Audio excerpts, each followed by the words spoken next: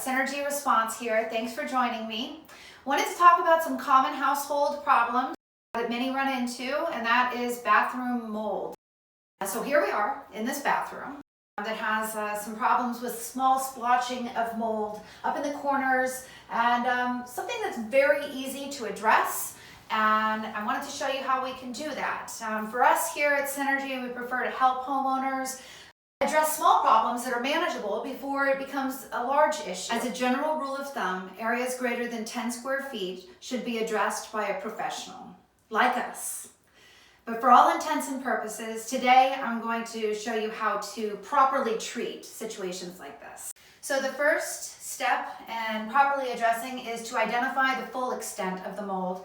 And for this, already have this moisture meter.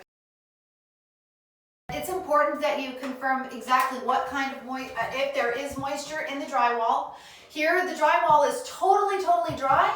So this is simply an issue of mold growing because of dew point. What that means is that, say for example, when people are taking a shower, it's not being properly vented. I already know this is a basement bathroom and there is no bathroom fan. So that's one of the biggest reasons why this type of mold is happening. So I would strongly suggest to the homeowner that they install a bathroom fan in order to control the environment. Because one of the biggest things with this is that, yes, we can go ahead and treat this, but if you're not actually controlling the environment, it's going to come back. And so if we're really properly going to address this, we have to know the source and be able to address the source as well. Other ways in which to control the environment would be to keep the bathroom doors open immediately after. You should have these doors open, venting out the room at least for an hour after you've taken the shower to allow the vapors and the moisture to come out of the room. Maybe even cracking the window. Doing various things like that is going to allow the moisture to disperse instead of linger and cause these types of problems.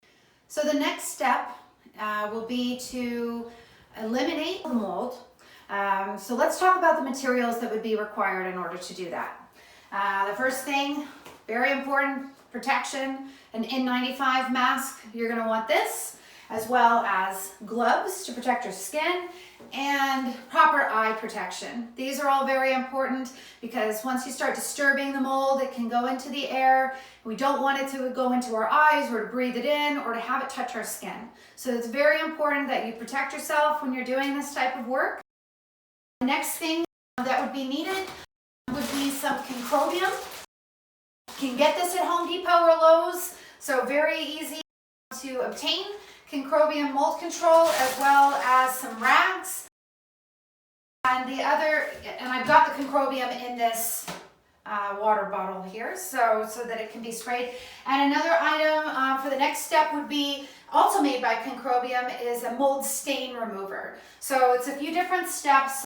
It's something that is completely do-it-yourself and something that you can do very easily. So before I get started, something else is really important to note is that many people think that just throwing some bleach onto some mold will address the issue. And I can tell you that it will not really remediate the issue. You're going to go ahead and spray the concrobium directly onto the surface. And we're going to wipe it down immediately. A lot of this surface mold, especially when it's dew point mold, is just surface. So you can see it's already coming off.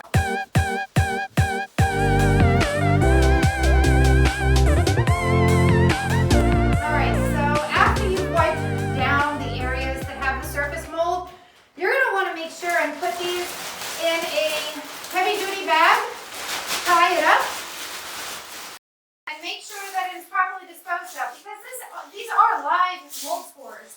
You really don't want that getting around to somebody else, especially people that are sensitive, have allergies, any of that. So you want to make sure to properly dispose of it. The next step will be to treat the discoloration. So there is still some staining here, and concrobium does have mold and mildew deep stain remover. I'm going to go ahead and spray it on right now and I'll let it dry for 24 hours. We are not going to wipe it down this time. There might be a little bit of drippage, again, while you have your PPE. So you want to make sure that you put a little bit on, and we're going to go ahead and let it dry.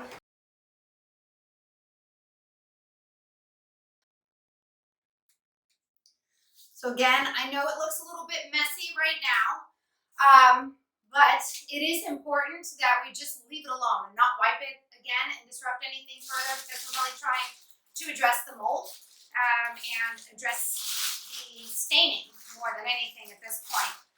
So thank you for watching, and we will have a follow-up and see what happens in 24 hours.